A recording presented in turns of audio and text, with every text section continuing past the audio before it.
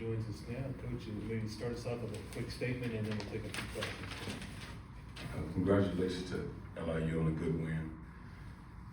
I thought they imposed their will, their game plan, did a great job of attacking downhill.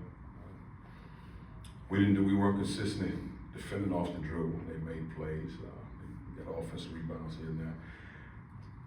And I'm not so much that shots that we missed, we allowed that to affect us on the defense side of the ball. We got to stay consistent with our shots. I thought we had great looks.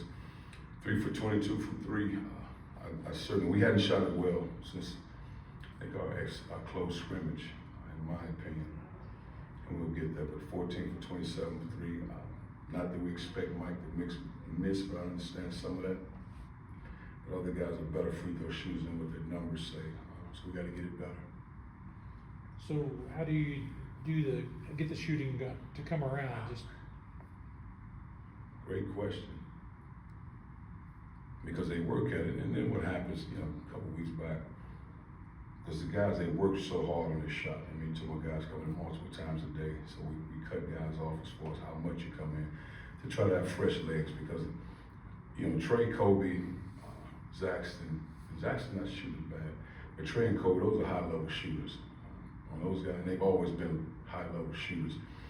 So you got to look deeply into that why they're missing those shots.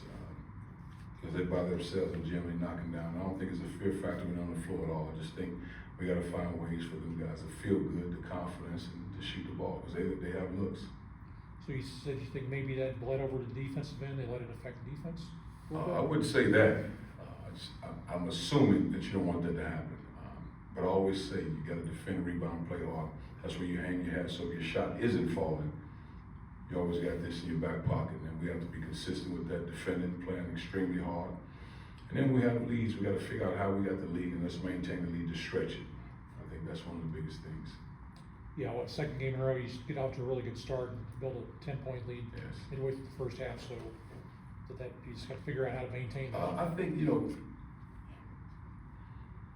you sub, got to make sure you're solid. And what happens, because it's 10, 11-point lead, that doesn't mean this is my shot. You got to continue to execute what we're doing. How we get to 10, let's get it to 12, let's get it to 15. I think those are the most important things, to be consistent with that. And it's a little bit different when Mike goes out because you have a guy where he's setting the ball screen, he's posting up. There's a double 10, he demands guys so he can make plays for you. So we have to be better when he's off the floor. And that's why we try to kind of facilitate through Keith in some areas. And we'll continue to improve in that area. Kobe picked up his fourth it was a tie game when he picked up his fourth. How crucial was that? I think it is because he's an experienced guy.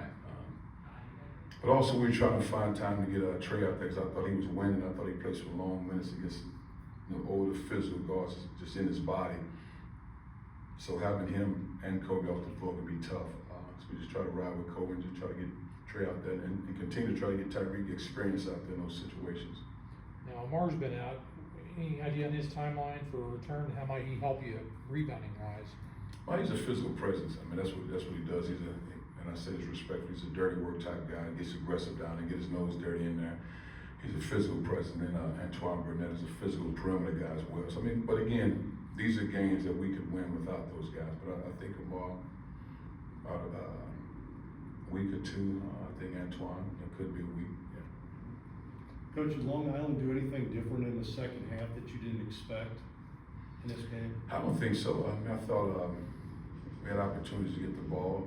I think they probably a little more aggressive, doubling Mike. Really helping him. I thought in the first half maybe we can go one-on-one with Mike. We set ball screens, we were making plays, getting downhill, but I felt like they made it their mission to really kind of go at Mike because we got a lot of backside threes. So our bench, Mike was post, we got a lot of backside threes on the other side. They just didn't go, but so they made a decision. They blitz low, which they bring the double team low instead of high. And Mike was able to find the guy. But those are things that we practice, but that's why we had Kobe on the backside. It just didn't go. What about offensively? Was there anything they did that they didn't do in the first half? I don't think so. I just think I think what happens in the first half, I counted 10 or 12 points where late shot clock, I don't want to say forced threes, but they make a shot like you on them and it goes in. That was 10 or 12 points, so you get your head up, you got some confidence, and it's a ball game. And that's why you never want to let an opponent get their heads up. You want to make it tough for them every possession down. I just thought that, again, they had their heads up. They felt like, okay, we got a chance to win this game. I don't know if it's oversimplifying it, but, you know, you make shots, you look good, you win games when you make shots, and you don't make shots, you're struggling. I mean, is it that simple sometimes? I think so. I think it is. I think it is. Yes. Because for some guys, when you shoot the ball, you want to see it go in. I was just a guy when I was a young guy that had to start from on the defensive side of the ball, so the offense became bonus. But I think when you used to seeing the ball go in, it feels good.